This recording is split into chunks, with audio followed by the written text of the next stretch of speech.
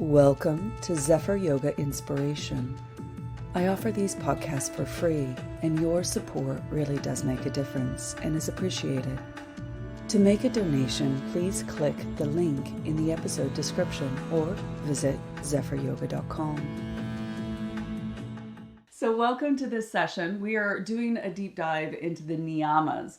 Now, the Niyamas are guidelines and observances in which we can form deeper, more intimate relationships to ourselves. We worked with the first one, Saucha, which is to cleanse, to purify, to glow, to shine, the outer and inner experience. This then will prepare us to experience the second Niyama, which is Santosha, to be able to sit quite comfortably and deeply contented within. And in that content, serene space, we open up to more advanced practices. The third niyama is tapas, yogic austerity. Tapas means that heat for positive change. This is said to be the earliest term for austerity of yoga and the endeavors of the practitioners. So tap means to burn, to glow, but it also includes that fire element, Agni, that is said to be the most essential element that creates life, that heals, that inspires, and also transforms. Agni is seen to be this sacrificial fire that reintegrates what has been contaminated by being human. As we are really affected by our life experiences, our judgments, our biases, our opinions, our ignorance, that makes us forget what we truly are and limits us to who we think we are. So tapas refers to this inner heat, burning away the kind of superficial desires and, the kleshas, these kind of yearnings and repulsion and egotism and fears and, just all the ignorance, and tapping into the desire that leads us towards a more ecstatic and creative state. So this points the yogi to something more positive. And, tapas usually involves having healthier boundaries with ourselves and others. So that idea of Brahmacharya and control of your senses, the sense organs, Indriya Jaya, through the physical acts of austerity, but also aesthetics in that way in which we form asana, also concentration and meditation. So as the result, yogis are left feeling strong and filled with vitality. So this is the Sanskrit term Bala and Virya. And it is stated that yogis, as a result of practicing tapas, have this kind of radiantly heavenly glow, this Jyotish sense of an aura that is beamingly resplendent. This is Tejas. Their light is radiant. Their charismatic charisma or light is just beaming in all directions. So that is said in the text. And, we ask ourselves, really, why are we doing tapas? Well, really to fulfill our Vedic goals of life.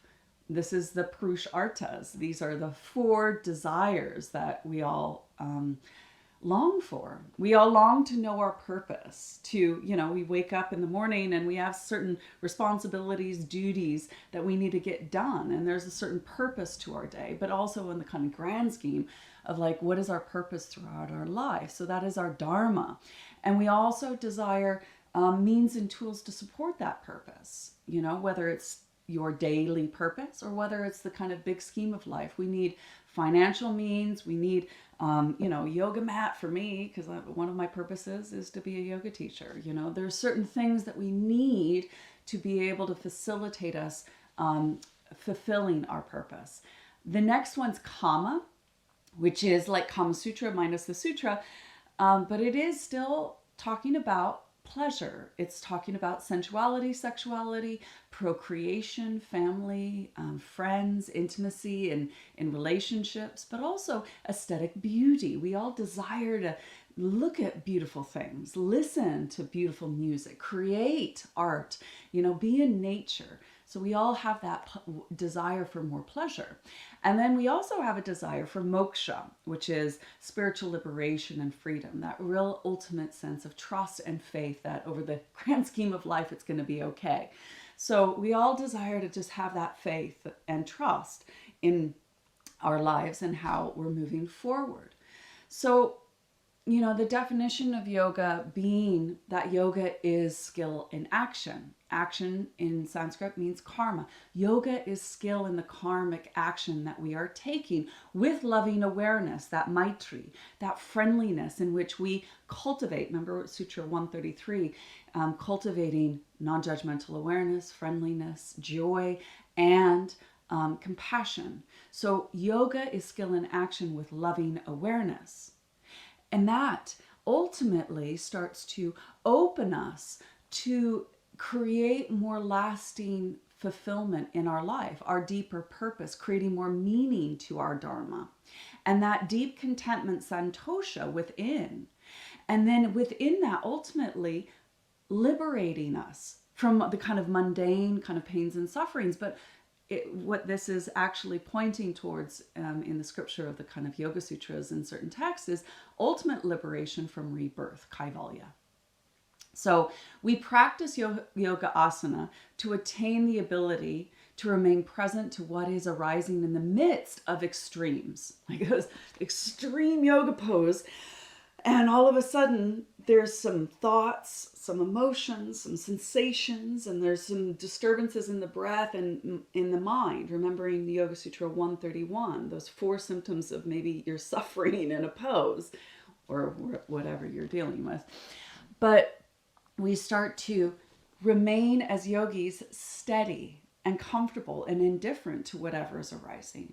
So we create that sthira and sukham in asana. So that steadiness and ease within whatever pose you're doing, this one or this one, you find that steadiness, that structural integrity in which you can comfortably abide in, and then consciously connect to your wakefulness, your awarefulness, that discerning consciousness, so that viveka, to focus your concentration, dharana, which is one of the limbs, and turn your wakefulness to follow your breath awareness. Then start to explore sensation, and then cultivate light. Sutra 134, 135, and 136. So this is that idea that as we practice asana, sthira and sukham, we become more wakeful, that viveka, the eyes of the bird, noticing the outer perimeter of the eyes and what is looking, and then turning our attention to concentrate on breath awareness, sensation, and cultivating light. So that dharana, in that way in which we start to notice the mind noise, our mental emotional afflictions arising, those kleshas, and anything else that tries to pull us out of practice. As we observe and notice our vasanas, our habitual tendencies, or the vrittis, the little roaming tendencies of the mind, we start to detach with love from what is not serving us any longer in our endeavors to fulfill our desires. So this is really pointing us towards the practice of vairagya, which is letting go of sensory observation, letting go of the story, letting go of the commentary, letting go of that which is distracting you, and really turning that attention to said practice. And the point of tapas is to cultivate not only this physical energetic heat, but that mental emotional heat of concentration, showing that we have the self-discipline to practice yoga.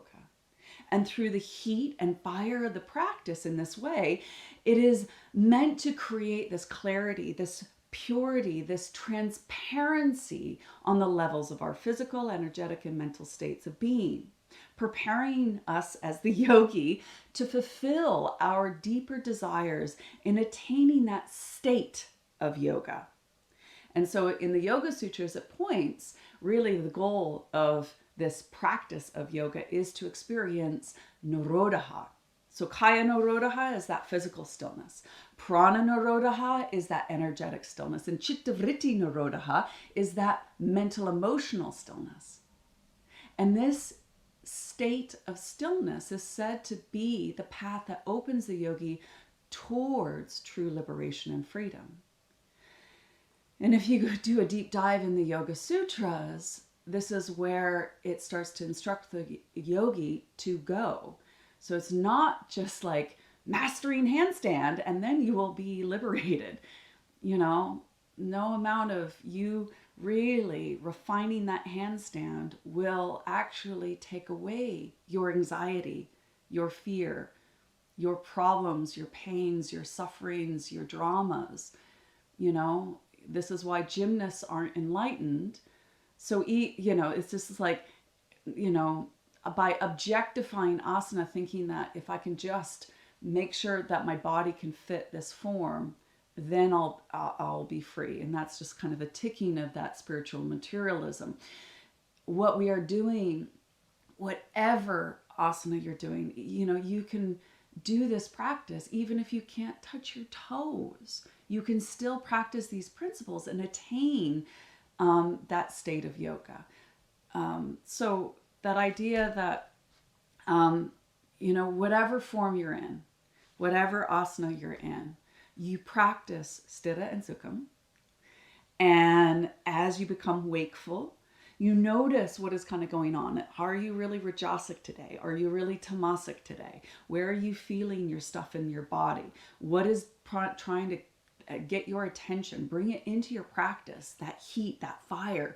And like, okay, I need to burn through. I need to create that saucha, cleaning this stuff out, whether it's physical, whether it's energetic, whether it's mental, emotional, and in that way in which I can feel quite content, santosha within, so I can really bathe in this heat and light that creates this life force, that heals me.